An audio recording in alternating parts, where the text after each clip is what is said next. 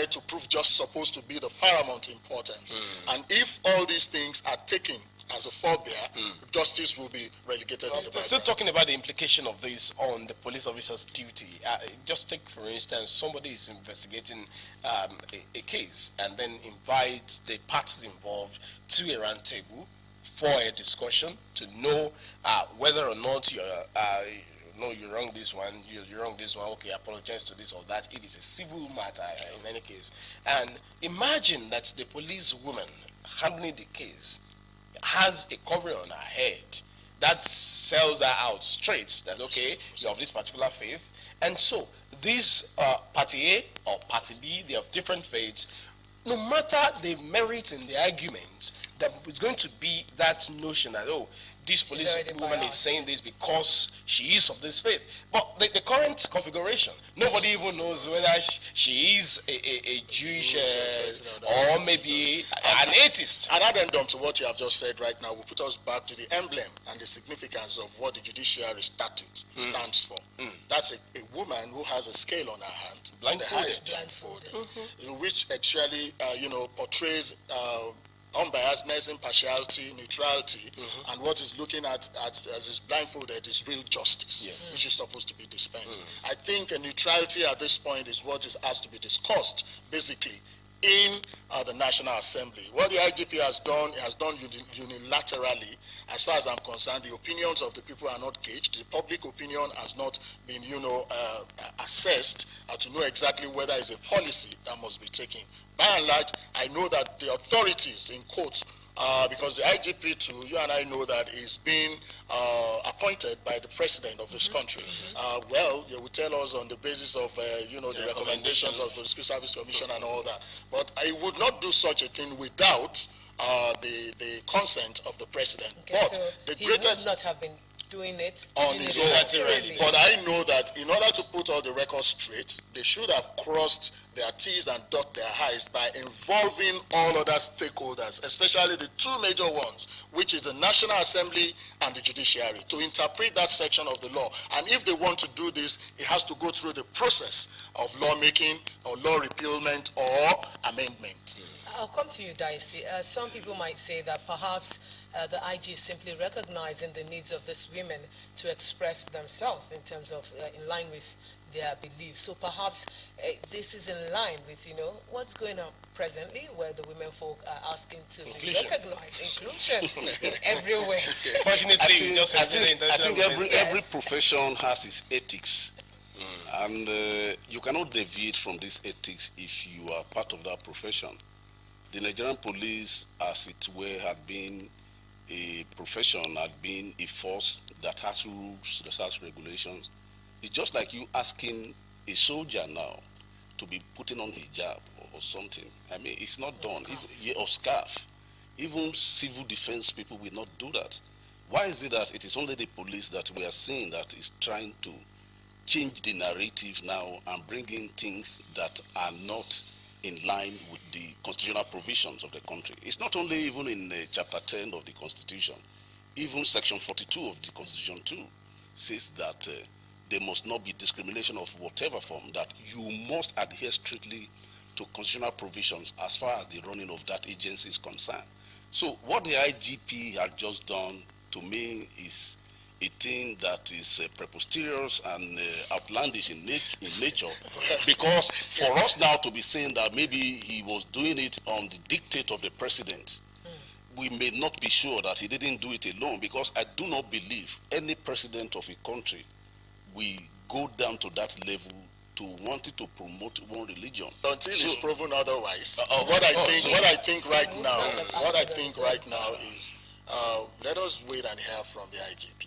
I think your submission was the IGP, because the functions, I think the advantages or merits that he gave for that particular actions are coded there, and the words are semantics as far as I'm concerned. Let him come lay it bare to us. Whether it's a strategy, nobody knows. I'm just saying this on the basis of, don't let's. But I do not think it's a strategy. It couldn't have been any strategy, because people are coming out. You will see them in scarves. Between you and me, do you know that Nigerian women police, as far as I'm concerned, You hardly see any one of them now. They have so much depleted in numbers. Nobody is willing. Even the men police, nobody. The recruitment they did last time, they were even begging people. Knowing that the value of the police functions in this country now has depreciated, owing to all that has happened. So people are not even coming out to join the police anymore, let alone women. You know, so the truth is, maybe if it comes out, maybe it's a strategy to allow people, because the religious bias too is another factor why most people do not want to join the police. Maybe an incentive. So maybe it's an incentive that, look, come, your religion is not the issue. You can come, you can wear a hijab to make sure, but just come. We need people. As far as I'm concerned, in this country, the 400,000 that we said we have depleted to about 300,000 now. Policing 200 million people. Or less. So the VIPs have taken more than a quarter of them. So the truth is that we need so much strategies and reformations at this moment. Let us have a clear-cut explanation on why this happens, and let there be an engagement, like you have said, about all stakeholders on critical decisions and policy making like this, so that at the end of... Let's inch that something that they did discuss, and did also talk about that. It would rather that at a time like this, the police authorities are looking at issues of prime importance to protection of lives and property, issues that have to do with the core values of the police, issues that have to do with the welfare of officers, issues that have to do with protection of the rights of police officers, against the background of what we saw recently. You find a police officer carrying plates of food for a VIP in Kwara State. You find the story of a police officer opening gate at a private residence and got knocked down and all of that. You find lots of issues like that. A picture surfaced on social media sometimes. Recently you found a police officer carrying an umbrella for a foreigner who has found himself in Nigeria, and many of such. I would have even thought that. What is the essence of all of those things? Those things also dampen the morale of police officers when you find the way and manner they are being ill-utilized, not just underutilized. No, that's not even underutility. It's ill-utility. I would have even added it up with what you have said, that most times when we refer to international best practices, why would it be on dress code alone? Okay. Why can't we put it on the basis and the standard with which those work, and the efficient the respect and the dignity that they also have in their so work? please let the international best practice, as far as the IGP is concerned, be not basically on dress code alone. Let it go ahead on the character, the etiquettes, the ethos, the ethics, and the welfare, and the welfare. That is part because of the international best practice. The welfare is the most paramount that they should be talking about now. It's not about dress code or any other thing that will distract the attentions of Nigeria about how to properly kit their police officers. You see, in every country of the world, the quality of policing is a very paramount thing to every government in order to be able to nip the activities of criminal in the bud at every point in time. But if you are shying away from that and you are doing other things that will not, promote the welfare of your police officers, the crime rate will still be high. And now, thank God that this thing has come out now. It has even brought us to the need to really address the proper way of policing in the country. And this is the reason why a lot of people have been calling for state police in Nigeria. If we have different states that have police formations across the country, whatever you think that would be best for your police officers, then you can do. But in a situation whereby we are running a kind of unified system that even looks like a unitary in any way, and in any case rather, and you now want to be putting things that people can misinterpret as religious sentiment, is bad enough. So let us have state police in Nigeria. If you want to put Agbada on them, well, it's on Well, maybe I should wear the garb of a professor and now profess that dress code is not just about what you put on. It's also about where you lay your head. Have you visited police barracks lately? Do you know what they are made of? Do you know the state of things there? Do you know the way and on a very lighter note, that's why you see that some of these major super corps are diverting in their professions. Some of them are becoming tailors now. We saw some of them lately who actually were helping pharmacists, and all that. So, but you see, this is owing to the fact that that's an unfortunate information. They are not being well taken care of. Unfortunately, perhaps they're looking at ways with which they can eke out livelihood. But that's not an excuse anyway. We will look at that at the next edition. So maybe we should not edge into that yet. Because what we are trying to talk about is also about the professional conduct of police officers.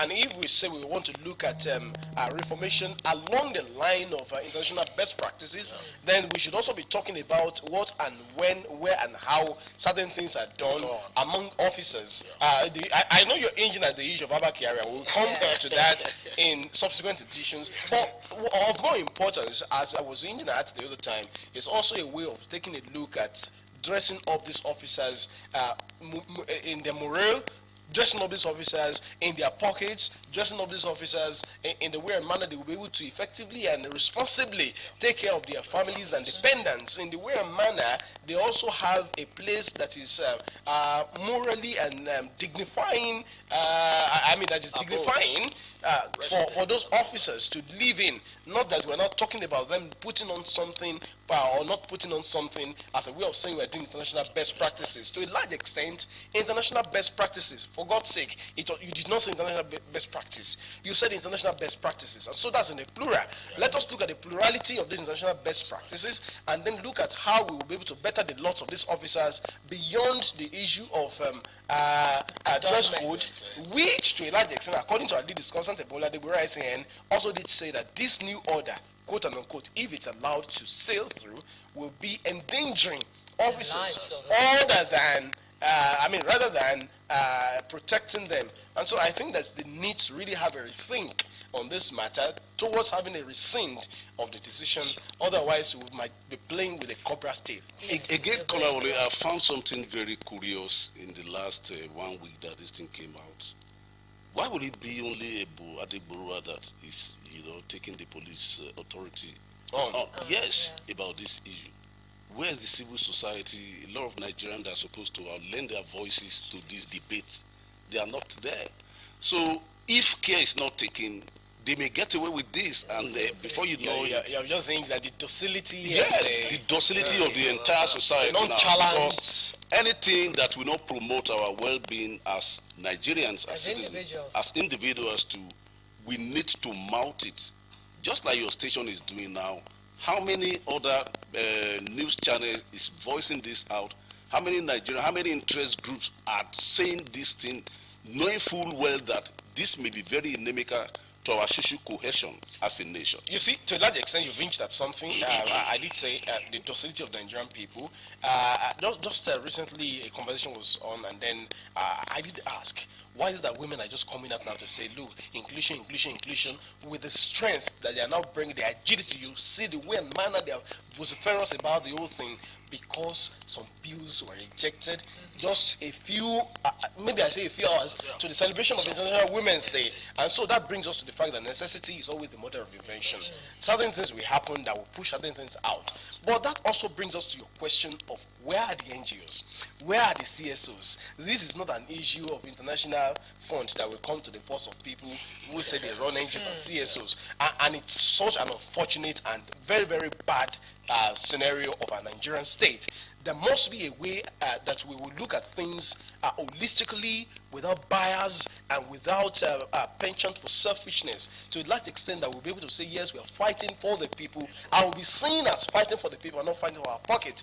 This is a time when Nigerians must come together and really say, look, Nigeria is ours, we must defend it, just like NYC will say, Nigeria is ours, Nigeria will serve. I think that must be the slogan of everyone. I know that Leko always says it anytime he's here, that what are we doing as Nigerians, that we've been docile for too long, we've been quite complacent for too long, and then we have this attitude where loaf, we say, it doesn't affect my daily bread. So I wish we still have time, but that time is far, it's gone already.